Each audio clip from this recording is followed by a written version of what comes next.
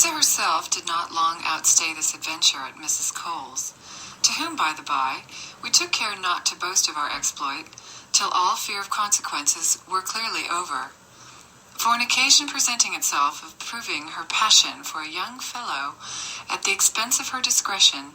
proceeding all in character, she packed up her toilet at half a day's warning and went with him abroad, since which I entirely lost sight of her, and it never fell in my way to hear what became of her. But a few days after she had left us, two very pretty young gentlemen, who were Mrs. Cole's especial favorites, and free of her academy, easily obtained her consent for Emily's and my acceptance of a party of pleasure at a little but agreeable house belonging to one of them, situated not far up the river Thames on the Surrey side. Everything being settled, and it being a fine summer day, but rather of the warmest, we set out after dinner and got to our rendezvous about 4 in the afternoon. Were landing at the foot of a neat, joyous pavilion. Emily and I were handed into it by our squires, and there drank tea with a cheerfulness and gaiety that the beauty of the prospect, the serenity of the weather, and the tender politeness of our sprightly gallants naturally led us into. After tea, and taking a turn in the garden, my particular, who was the master of the house, and had in no sense schemed this party of pleasure for a dry one, proposed to us, with that frankness which his familiarity at Mrs. Cole's entitled him to, as the weather was excessively hot, to bathe together, under a commodious shelter that he had prepared expressly for that purpose, in a creek of the river, with which a side door of the pavilion immediately communicated, and where we might be sure of having our diversions out, safe from interruption, and with the utmost privacy. Emily, who never refused anything, and I, who ever delighted in bathing, and had no exception to the person who proposed it, or to those pleasures it was easy to guess it implied, took care, on this occasion, not to wrong our training at Mrs. Cole's, and agreed to it with as good a grace as we could. Upon which, without loss of time, we returned instantly to the pavilion, one door of which opened into a tent, pitched before it, that with its marquise formed a pleasing defense against the sun, or the weather, and was besides as private as we could wish. The lining of it, embossed cloth, represented a wild forest foliage, from the top down to the sides, which in the same stuff were figured with fluted pilasters, with their spaces between filled with flower vases, the whole having a gay effect upon the eye, wherever you turned it. Then it reached sufficiently into the water, yet contained convenient benches round it, either to keep our clothes, or, in short, for more uses than resting upon. There was a side table, too, loaded with sweetmeats, jellies, and other eatables, and bottles of wine and cordials by way of occasional relief from any rawness or chill of the water, or from any faintness from whatever cause, and in fact my gallant, who understood share and tiers perfectly, and who for taste, even if you would not approve this specimen of it, might have been comptroller of pleasures to a Roman emperor, had left no requisite towards convenience or luxury unprovided. As soon as we had looked round this inviting spot, and every preliminary of privacy was duly settled, strip was the word, when the young gentleman soon dispatched the undressing, each his partner, and reduced us to the naked confession of all those secrets of person which dress generally hides, and which the discovery of was, naturally speaking, not to our disadvantage. Our hands indeed mechanically carried towards the most interesting part of us, screened at first, all from the tufted cliff downwards, till we took them away at their desire, and employed them in doing them the same office, of helping off with their clothes, in the process of which there passed all the little wantonnesses and frolics that you may easily imagine. As for my spark, he was presently undressed, all to his shirt,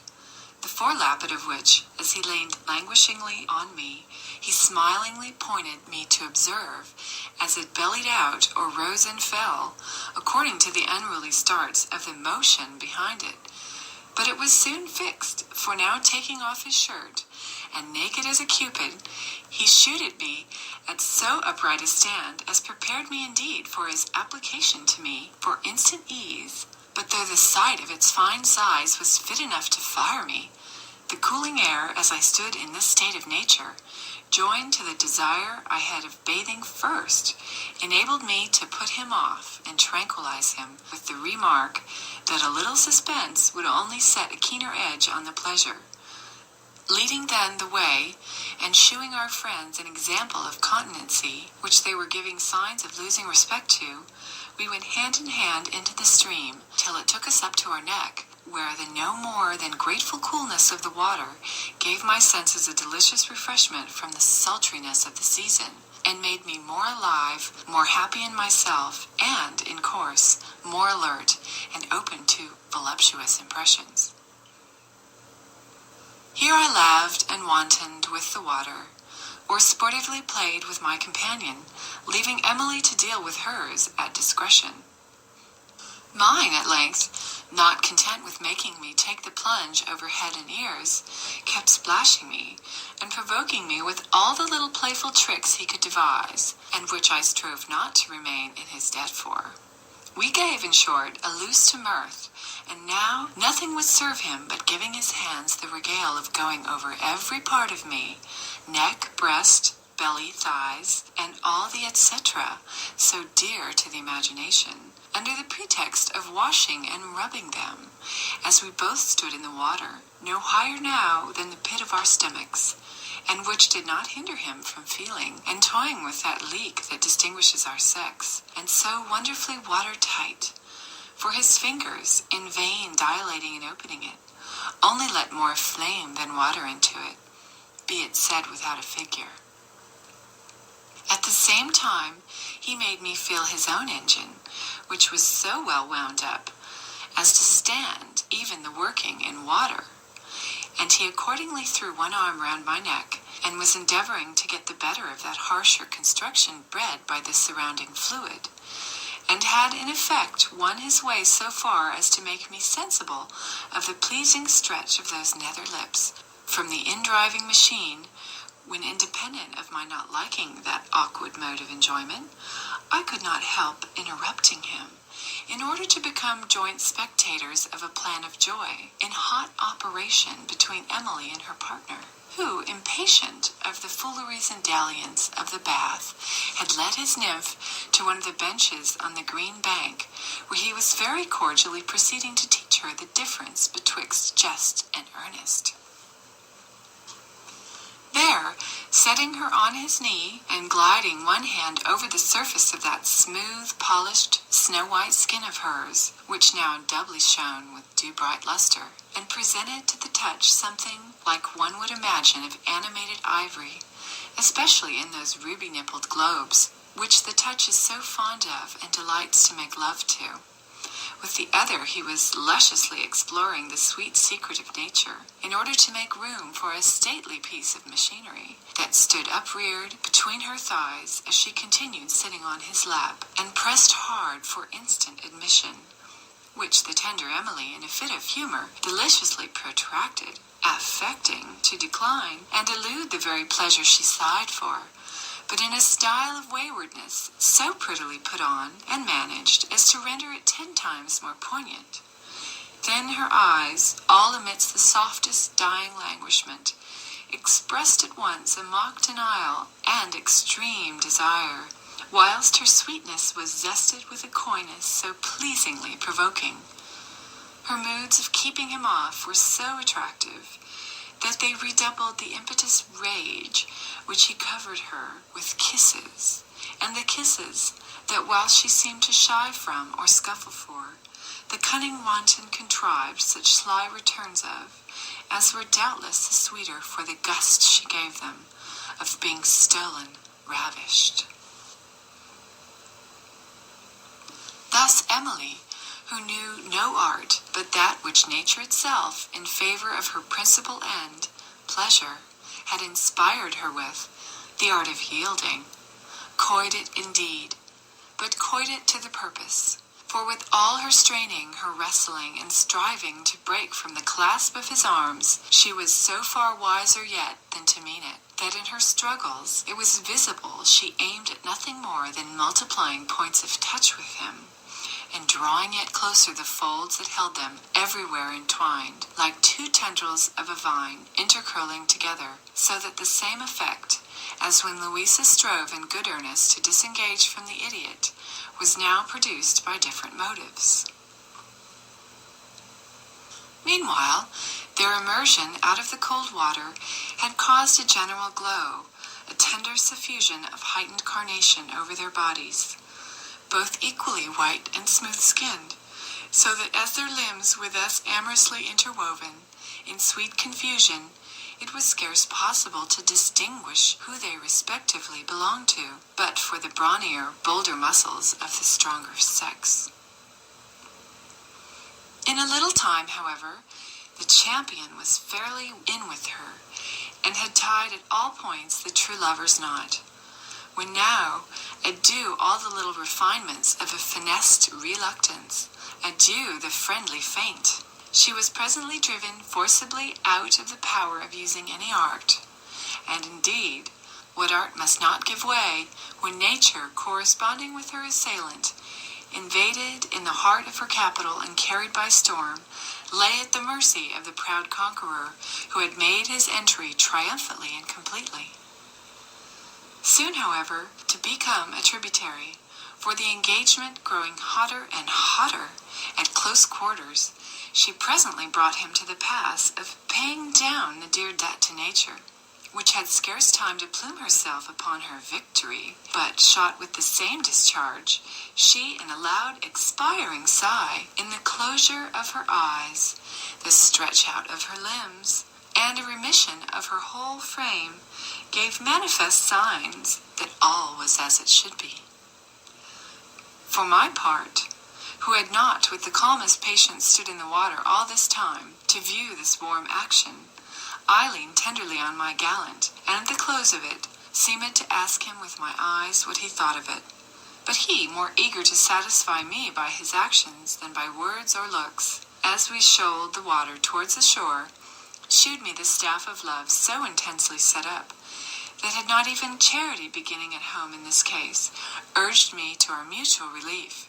it would have been cruel indeed to have suffered the youth to burst with straining, when the remedy was so obvious and so near at hand.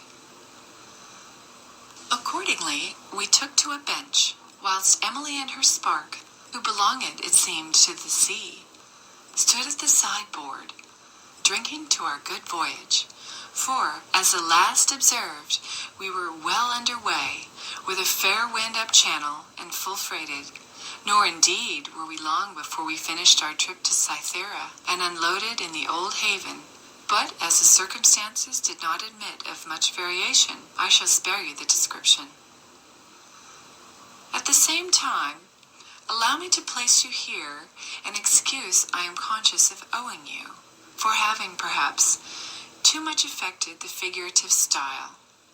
though surely it can pass nowhere more allowably than in a subject which is so properly the province of poetry,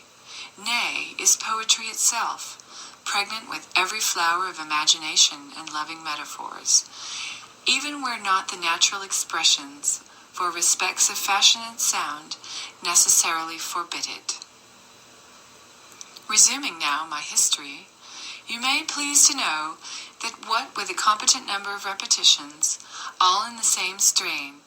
and, by the by, we have a certain natural sense that those repetitions are very much to the taste. What a nice circle of pleasures delicately varied. There was not a moment lost to joy all the time we stayed there. Till late in the night we were re-escorted home by our squires, who delivered us safe to Mrs. Cole, with generous thanks for our company. This, too, was Emily's last adventure in our way, For scarce a week after she was, by an accident too trivial to detail you the particulars, found out by her parents, who were in good circumstances, and who had been punished for their partiality to their son, in the loss of him, occasioned by a circumstance of their overindulgence to his appetite, upon which the so long engrossed stream of fondness, running violently in favor of this lost and inhumanely abandoned child, whom if they had not neglected enquiry about, they might long before have recovered. They were now so overjoyed at the retrieval of her, that, I presume, it made them much less strict in examining the bottom of things,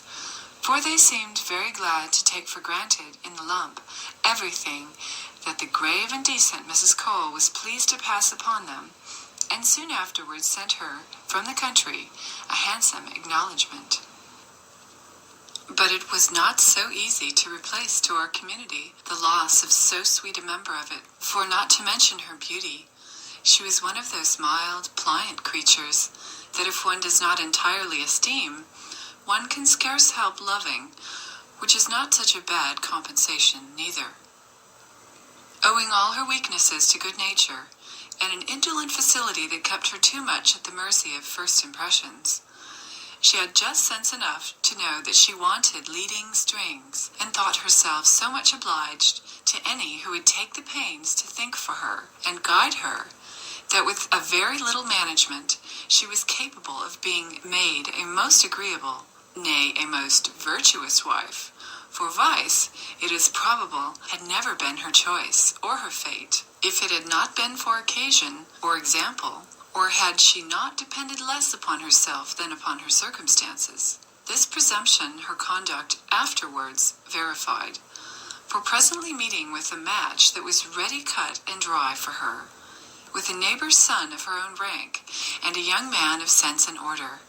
who took her as the widow of one lost at sea, for so it seems one of her gallants, whose name she had made free with, really was. She naturally struck into all the duties of their domestic life with as much constancy and regularity as if she'd never swerved from a state of undebauched innocence from her youth. These desertions had, however, now so far thinned Mrs. Cole's brood, that she was left with only me, like a hen with one chicken. But though she was earnestly entreated and encouraged to recruit her corps, her growing infirmities, and above all, the tortures of a stubborn hip gout, which she found would yield to no remedy, determined her to bread up her business and retire with a decent pittance into the country, where I promised myself nothing so sure as my going down to live with her as soon as I had seen a little more of life, and improved my small matters into a competency that would create in me an independence on the world. For I was now, thanks to Mrs. Cole, wise enough to keep that essential in view. Thus I was then to lose my faithful preceptress, as did the philosophers of the town the White Crow of her profession. For besides that she never ransacked her customers. Besides that she never racked her pupils with unconscionable extortions, nor ever put their hard earnings, as she called them, under the contribution of poundage. She was a severe enemy to the seduction for innocence, and confined her acquisition solely to those unfortunate young women who, having lost it, were but the juster objects of compassion. Among these, indeed, she picked but such as suited her views, and taking them under her protection, rescued them from the danger of the public sinks of ruin and misery, to place or do for them, well or ill, in the manner you have seen. Having then settled her affairs, she set out on her journey after taking the most tender leave of me, and at the end of some excellent instructions, recommending me to myself with an anxiety perfectly maternal. In short, she affected me so much that I was not presently reconciled to myself for suffering her at any rate to go without me, but fate had, it seems, otherwise disposed of me. I had, on my separation from Mrs. Cole, taken a pleasant, convenient house at Marybone, but easy to rent and manage from its smallness, which I furnished neatly and modestly. There, with a reserve of £800, the fruit of my deference to Mrs. Cole's counsels, Exclusive of clothes, some jewels, some plate, I saw myself in purse for a long time, to wait without impatience for what the chapter of accidents might produce in my favor. Here, under the new character of a young gentlewoman whose husband was gone to sea, I had marked me out such lines of life and conduct as leaving me at a competent liberty to pursue my views, either out of pleasure or fortune, bounded me nevertheless strictly within the rules of decency and discretion, a disposition in which you cannot escape observing a true pupil of Mrs. Cole. I was scarce, however, well warm in my new abode, when going out one morning pretty early to enjoy the freshness of it, in the pleasing outlet of the fields, accompanied only by a maid, whom I had newly hired, as we were carelessly walking among the trees, we were alarmed with the noise of a violent coughing. Turning our heads towards which, we distinguished a plain, well-dressed elderly gentleman, who, attacked with a sudden fit, was so much overcome as to be forced to give way to it and sit down at the foot of a tree, where he seemed suffocating with the severity of it, being perfectly black in the face, not less moved than frightened, with which I flew on the instant to his relief, and using the road of practice I had observed on the like occasion, I loosened his cravat and clapped him on the back. But whether to any purpose, or whether the cough had its own course, I know not. But the fit immediately went off, and now recovered to his speech and legs, he returned me thanks with as much emphasis as if I had saved his life. This naturally engaging a conversation, he acquainted me where he lived, which was at a considerable distance from where I met with him, and where he had strayed insensibly on the same intention of a morning walk.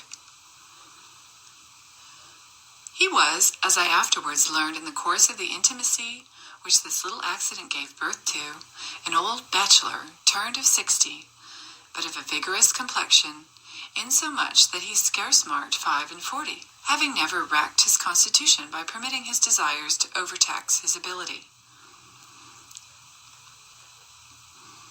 As to his birth and condition, his parents, honest and failed mechanics, had, by the best traces he could get of them, left him an infant orphan on the parish, so that it was from a charity school that by honesty and industry he made his way into a merchant's counting-house, from whence, being sent to a house in Cadiz, he there, by his talents and activity, acquired a fortune, but an immense one, with which he returned to his native country, where he could not, however, so much as fish out one single relation out of the obscurity he was born in. Taking then a taste for retirement, and so pleased to enjoy life, like a mistress in the dark, he flowed his days in all the ease of opulence, without the least parade of it, and rather studying the concealment than the shew of a fortune, looked down on a world he perfectly knew himself, to his wish, unknown and unmarked by. But as I propose to devote a letter entirely to the pleasure of retracing to you all the particulars of my acquaintance with this ever to me memorable friend, I shall in this transiently touch on no more than may serve as mortar to cement, to form the connection of my history, and to obviate your surprise that one of my high blood and relish of life should count a gallant of 80 such a catch. Referring then to a more explicit narrative, to explain by what progressions our acquaintance, certainly innocent at first, insensibly changed nature, and ran into unplatonic lengths, as might well be expected from one of my condition of life, and above all, from that principle of electricity that scarce ever fails of producing fire when the sexes meet. I shall only her acquaint you, that his age had not subdued his tenderness for our sex, neither had it robbed him of the power of pleasing, since whatever he wanted in the bewitching charms of youth, he atoned for, or supplemented with the advantages of experience, the sweetness of his manners, and above all, his flattering address in touching the heart, by an application to the understanding. From him it was I first learned, to any purpose, and not without infinite pleasure, that I had such a portion of me worth bestowing some regard on. From him I received my first essential encouragement, and instructions how to put it in that train of cultivation which I have since pushed to the little degree of improvement you see it at. He it was who first taught me to be sensible, that the pleasures of the mind were superior to those of the body.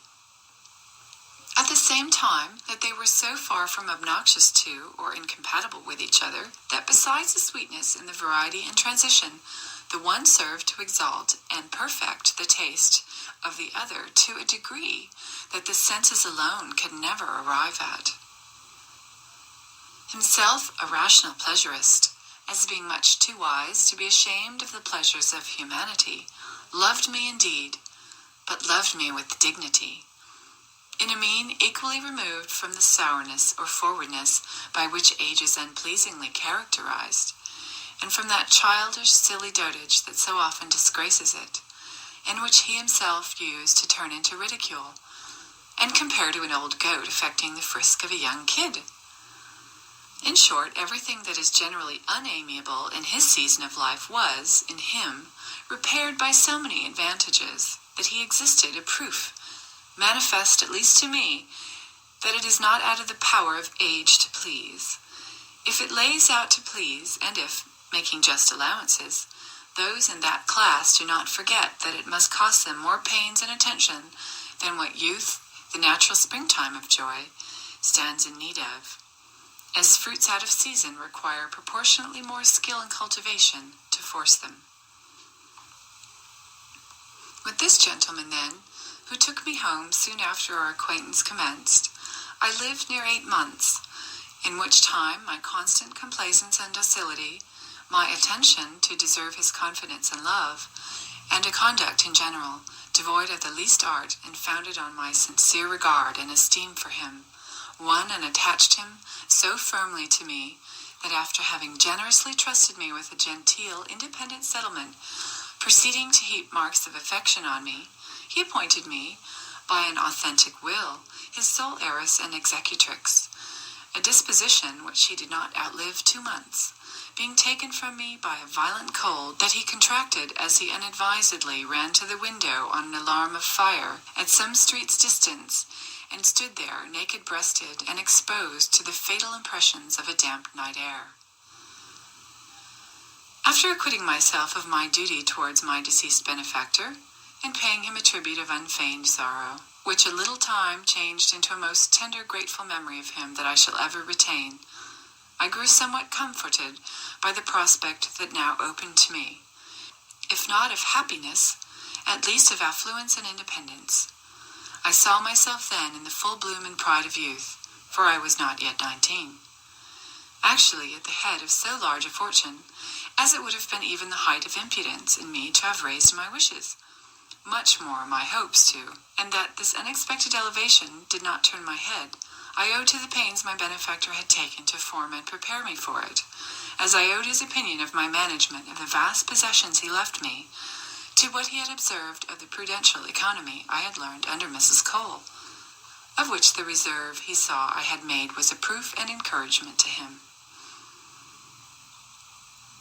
But alas, how easily is the enjoyment of the greatest sweets in life, in present possession, poisoned by the regret of an absent one. But my regret was a mighty and just one, since it had my only truly beloved Charles for its object. Given him up I had, indeed, completely, having never once heard from him since our separation, which, as I found afterwards, had been my misfortune, and not his neglect, for he wrote me several letters, which had all miscarried, but forgotten him I never had.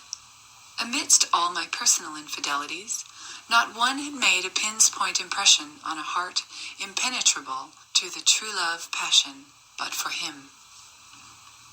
As soon, however, I was mistress of this unexpected fortune,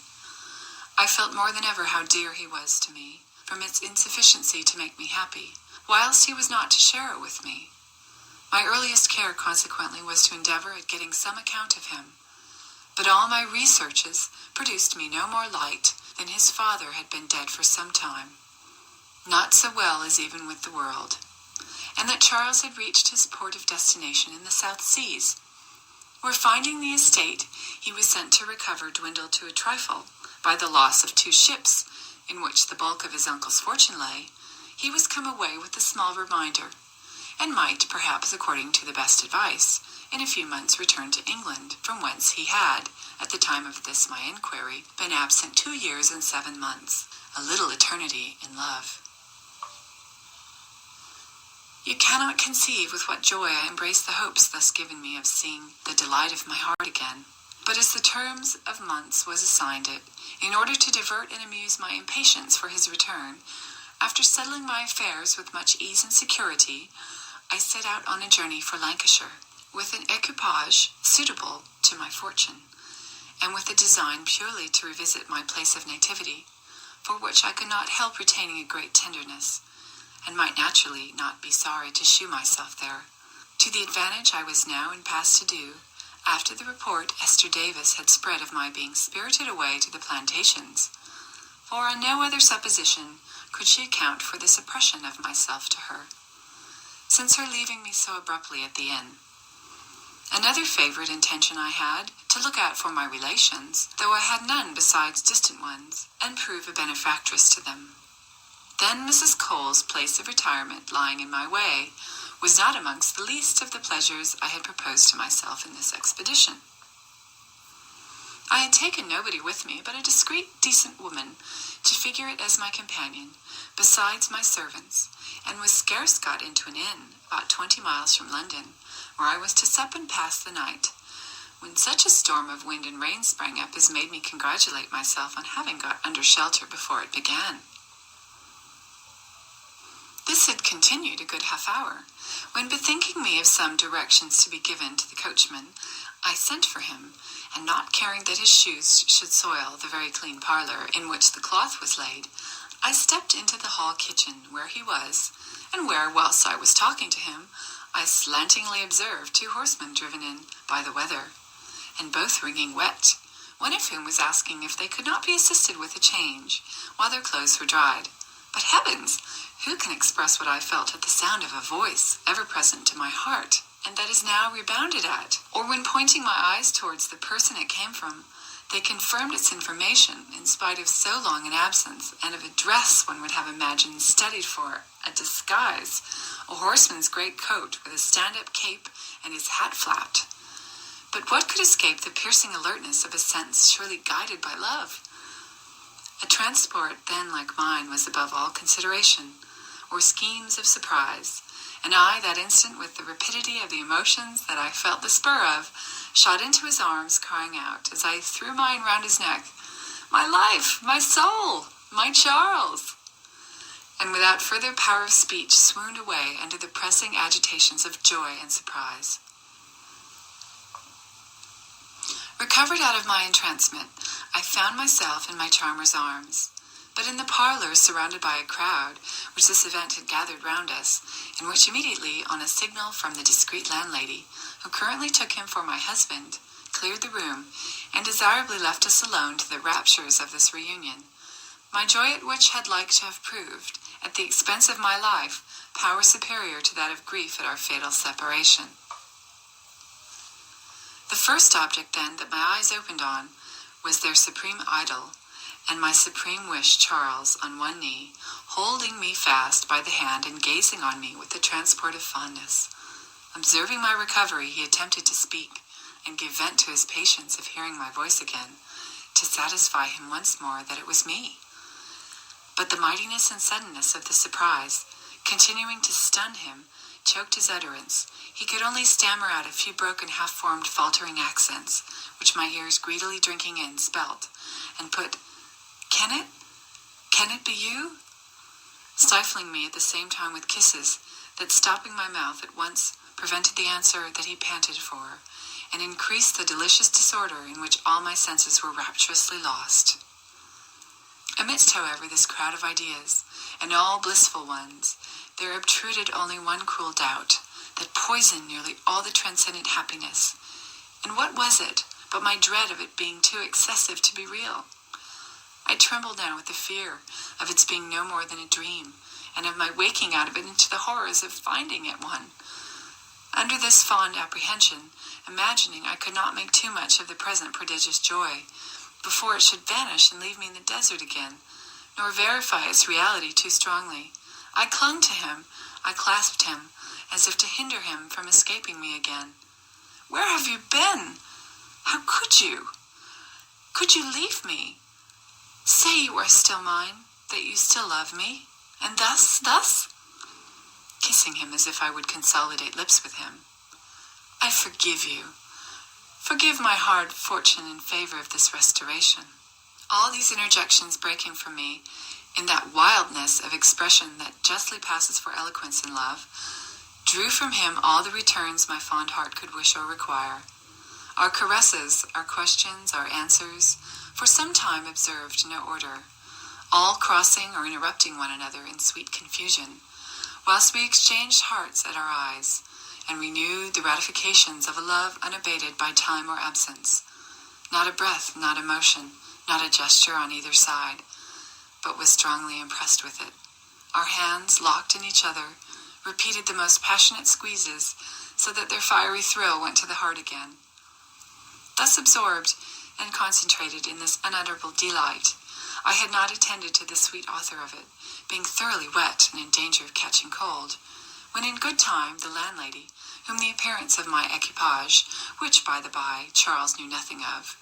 had gained me an interest in, for me and mine, interrupted us by bringing in a decent shift of linen and clothes, which now somewhat recovered into a calmer composure by the coming in of a third person,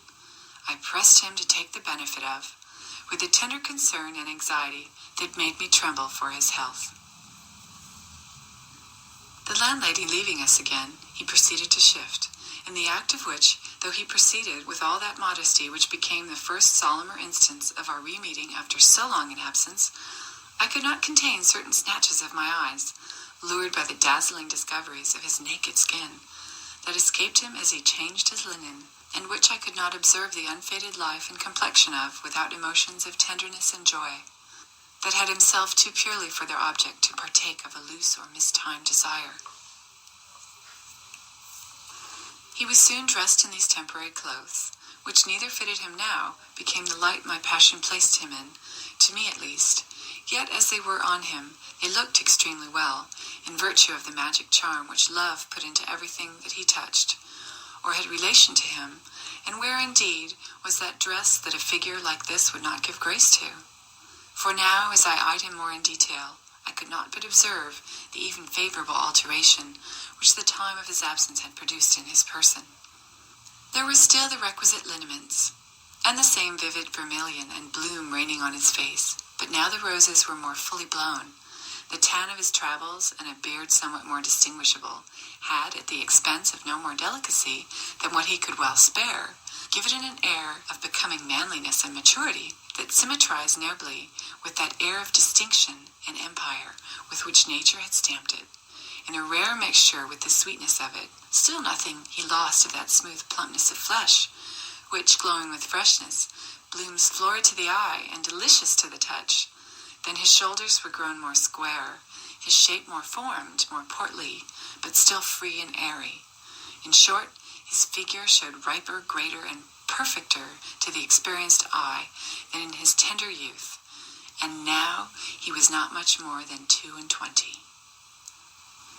In this interval, however, I picked out of the broken, often pleasingly interrupted account of himself that he was, at that instant, actually on his road to London, in not a very paramount plight or condition, having been wrecked on the Irish coast, for which he had prematurely embarked, and lost all the little he had brought with him from the South Seas,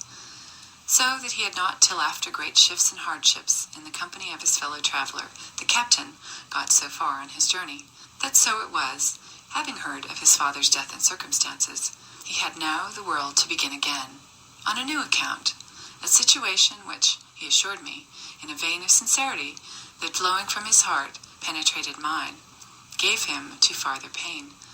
than that he had not in his power to make me as happy as he could wish. My fortune, you will please to observe, I had not entered upon, or any overture of, reserving to feast myself with the surprise of it to him, in calmer instance. And as to my dress, it could give him no idea of the truth,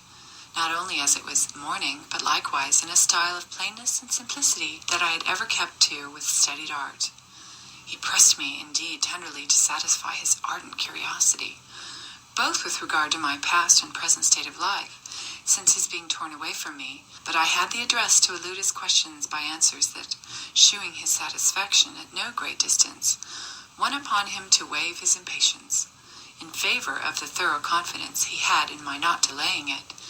but for respects I should in good time acquaint him with. Charles, however, thus returned to my longing arms, tender, faithful, and in health, was already a blessing too mighty for my conception. But Charles in distress,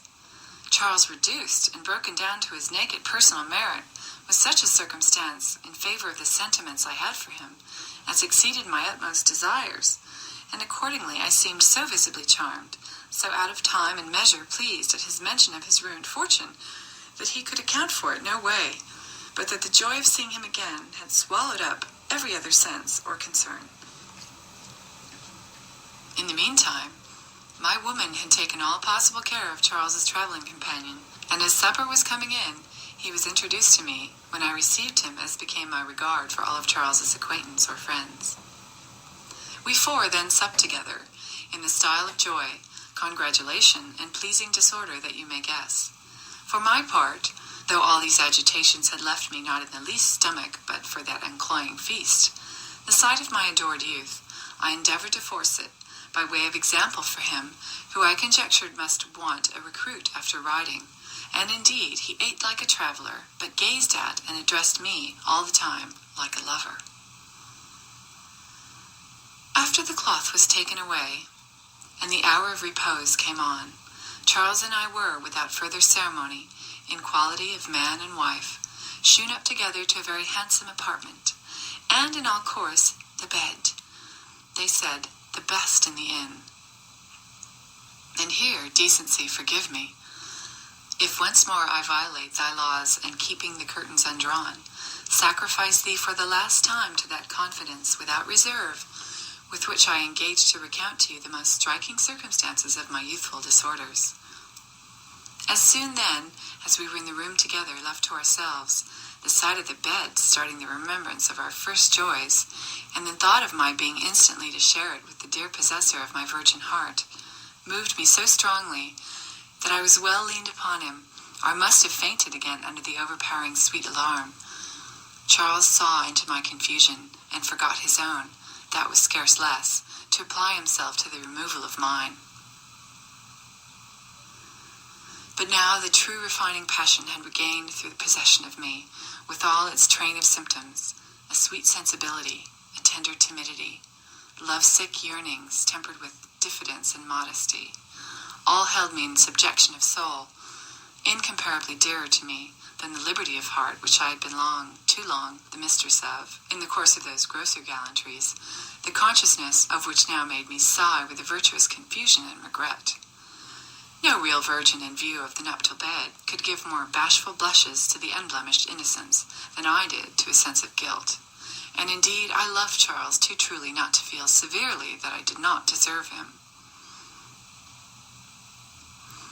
As I kept hesitating and disconcerted under this soft distraction,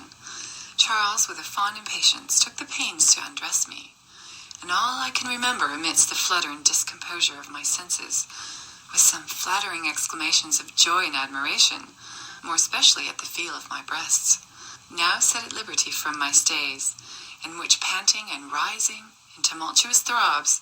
swelled upon his dear touch, and gave it the welcome pleasure of finding them well formed and unfailed in firmness. I was soon laid in bed, and scarce languished an instant for the darling partner of it, before he was undressed and got between the sheets, with his arms clasped round me, giving and taking, with gust inexpressible, a kiss of welcome, that my heart rising to my lips stamped with its warmest impression, concurring to by bliss, with that delicate and voluptuous emotion which Charles alone had the secret to excite, and which constitutes the very life, the essence of pleasure. Meanwhile, 2 candles lighted on a side table near us,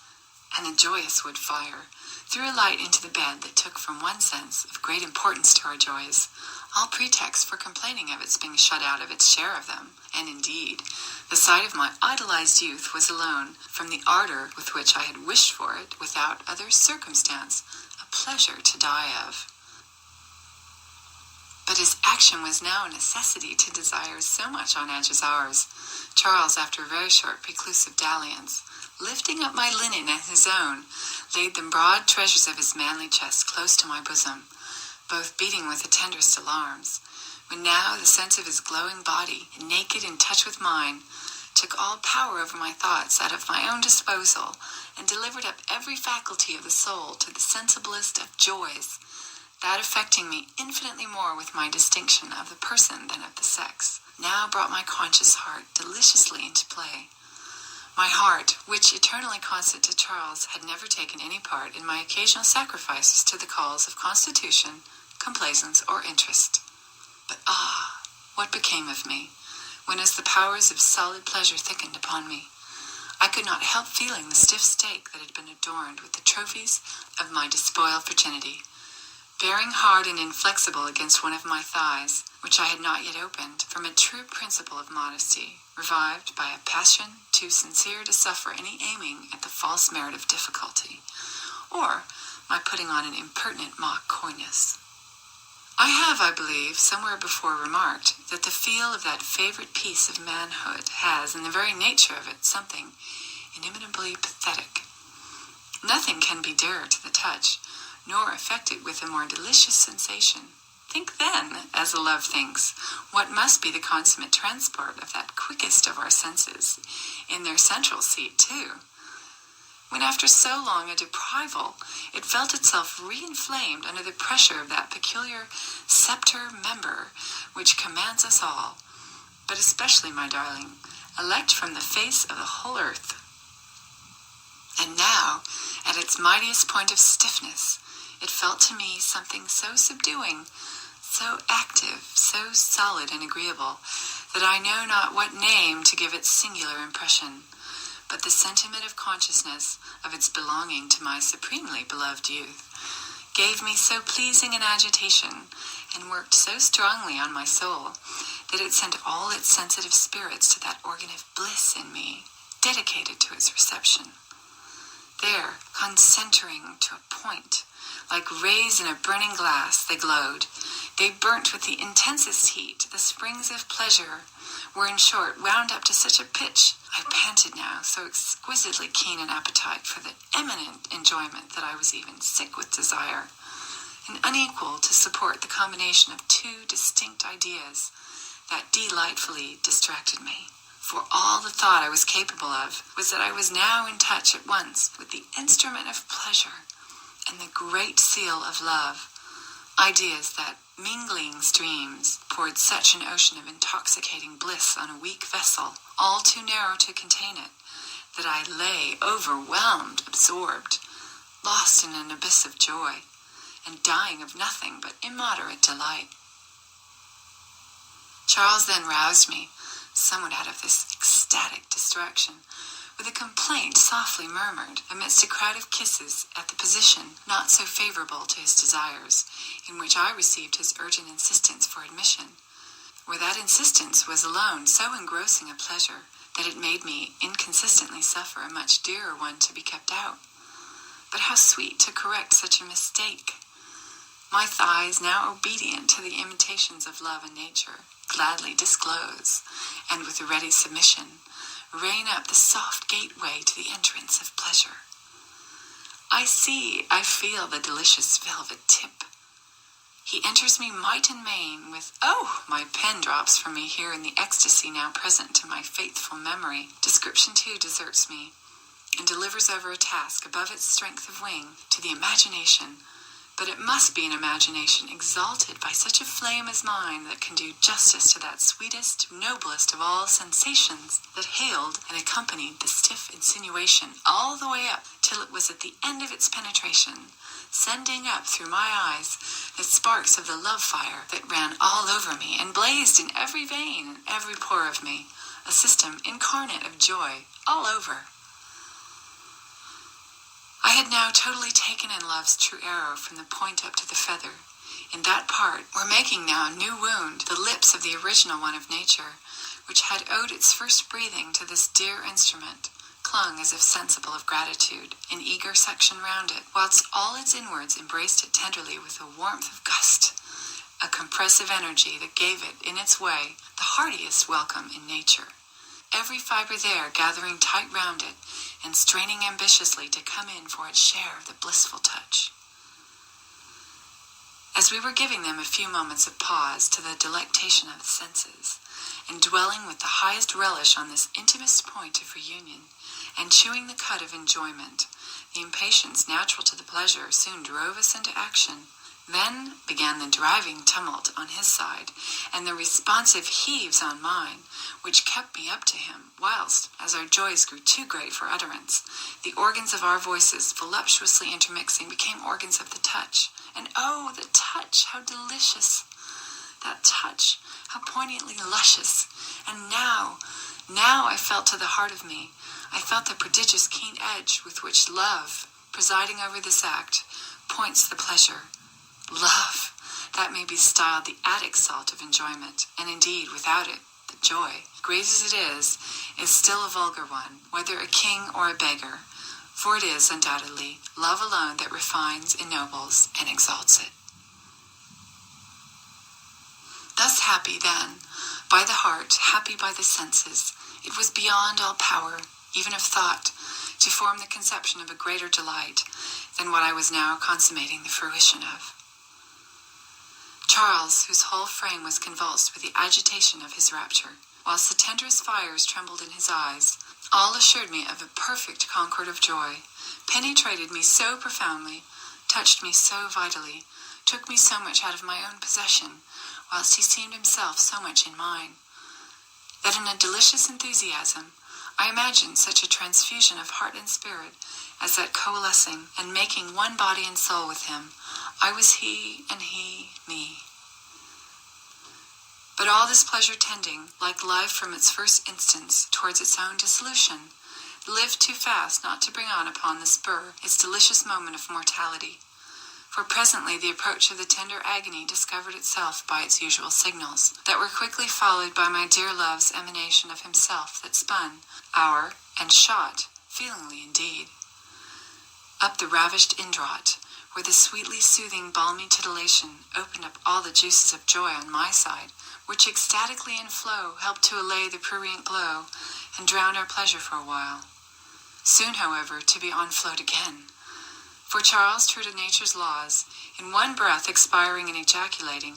languished not long in the dissolving trance, but recovering spirit again, soon gave me to feel that the true metal springs of his instrument of pleasure were by love, and perhaps by a long vacation, wound up too high to be let down by a single explosion. His stiffness still stood, my friend. Resuming then the action afresh without dislodging, or giving me the trouble of parting from my sweet tenant, we played over again the same opera, with the same delightful harmony and concert. Our ardors, like our love, knew no remission, and all as the tide served my lover, lavish of his stores and pleasure-milked, overflowed me once more from the fullness of his oval reservoirs of the genial emulsion, whilst on my side a convulsive grasp, in the instant of my giving down the liquid contribution, rendered me sweetly subservient at once to the increase of his joy and of its effusions, moving me so as to make me exert all those springs of the compressive exsuction with which the sensitive mechanism of that part thirstily draws and drains the nipple of love, with such an instinctive eagerness and attachment as to compare great with less. Kind nature engages infants at the breast by the pleasure they find in the motion of their little mouths and cheeks to extract the milky stream prepared for their nourishment. But there was still no end of his vigor. This double discharge had so far from extinguished his desires for that time that it had not even calmed them, and at his age desires are power. He was proceeding then amazingly to push it to a third triumph, still without uncasing.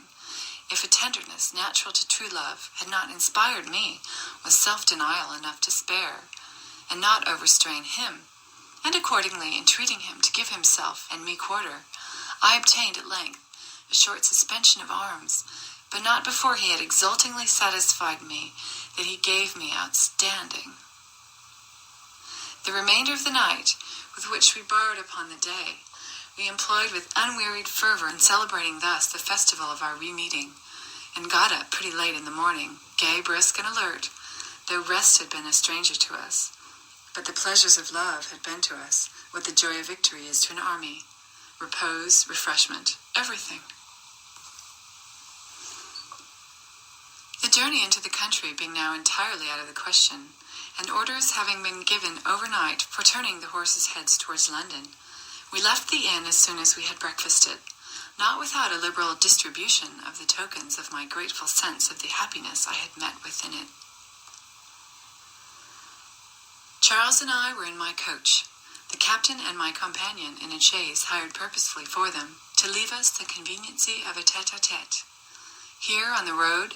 as the tumult of my senses was tolerably composed, I had command enough to head to break properly to him the course of life that the consequence of my separation from him had driven me into, which at the same time he tenderly deplored with me. He was the less shocked at, as on reflecting how he had left me circumstance, he could not be entirely unprepared for it. But when I opened the state of my fortune to him, and with that sincerity which, from me to him, was so much of a nature in me, I begged of him his acceptance of it, on his own terms. I should appear to you perhaps too partial to my passion, were I to attempt the doing of his delicacy justice. I shall content myself then with assuring you that after his flatly refusing the unreserved, unconditional donation that I long persecuted him in vain to accept,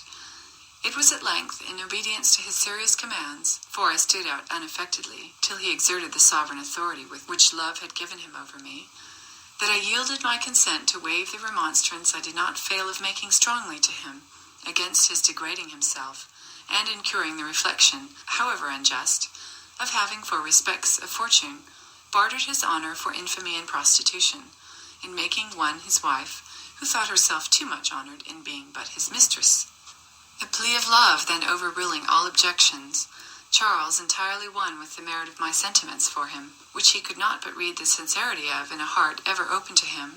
obliged me to receive his hand, by which means I was in pass, among other innumerable blessings, to bestow a legal parentage on those fine children you have seen by this happiest of matches. Thus at length I got snug into port, where in the bosom of virtue I gathered the only uncorrupt sweets, where looking back on the course of vice I had run, and comparing its infamous blandishments with the infinitely superior joys of innocence,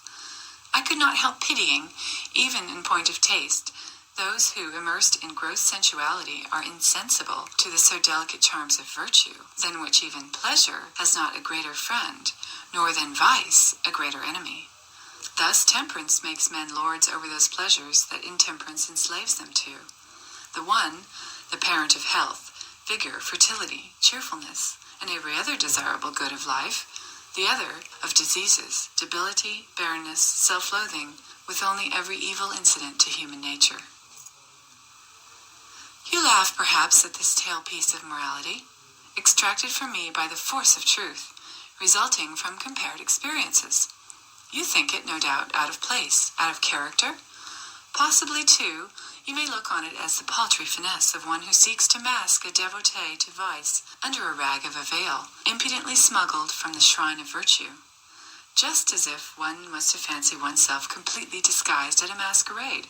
with no other change of dress than turning one's shoes into slippers, or as if a writer should think to shield a treasonable libel by concluding it with a formal prayer for the king.